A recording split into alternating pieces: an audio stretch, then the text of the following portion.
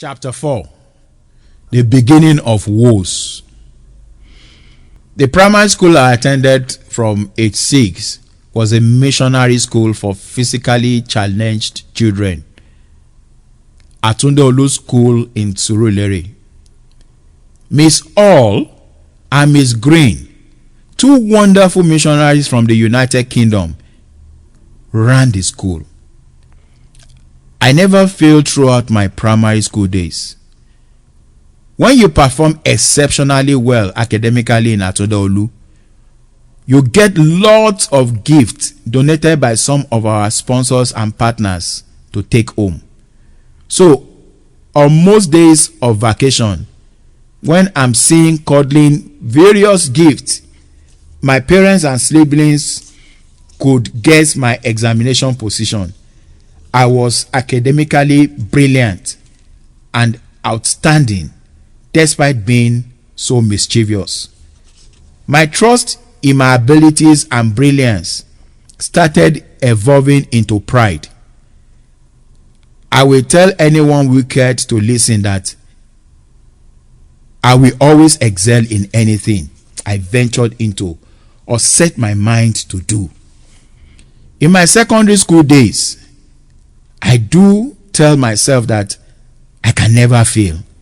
In fact, I wondered how young siblings end up catching up with their older ones in same class owing to woeful academic performance. I just could not fathom it. I didn't realize that pride was setting in and that I will receive a good dose of these things I despised others for. When I sat for my ordinary level examination, WAEC, in 1982, I failed, and woefully too. I had 2 credits, and they were just in mathematics and chemistry. I had 3 passes, and all the other subjects were Fs. That means failure. I suffered my first ever academic failure since primary school. It was devastating. I got to understand how it felt to fail, and I was seriously humbled. I did a root cause analysis on why I failed and arrived at the following conclusions. The first conclusion was that I failed all because of pride.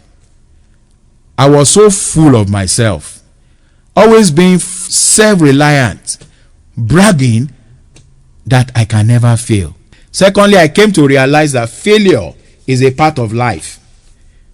We fail so as to learn how not to make same mistake again in life. Pride so beclouded me so that I became complacent with my academics and didn't notice my nosediving performance. I was so proud and self-centered that I believed that I could always understand any subject anytime I studied on my own. It was so bad to the extent that, except for mathematics and English, I did not have notebooks or any other subject. I only listened in class and cast aspersions on the teacher's note. My third discovery was that if I had settled for either arts or commercial related subjects in my higher classes in secondary school, I would have done better. But I deceived myself. I wanted to be categorized amongst the very brilliant ones in the school. And since such students were always in the science class, I allowed pride and foolishness to lure me to the science class, where I struggled to cope with physics, chemistry, and biology, and barely managing to pass subjects.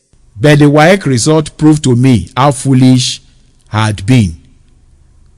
To top all my woes, it dawned on me that I would not only have to retake the exam the following year, but that I will also be sitting in the same class with my younger brother, Kola Olugbodi, to retake that exam. What I'd always disdained others for was now happening to me. That failure played a very remarkable role in my life for the first time in my life, I was jolted into reality.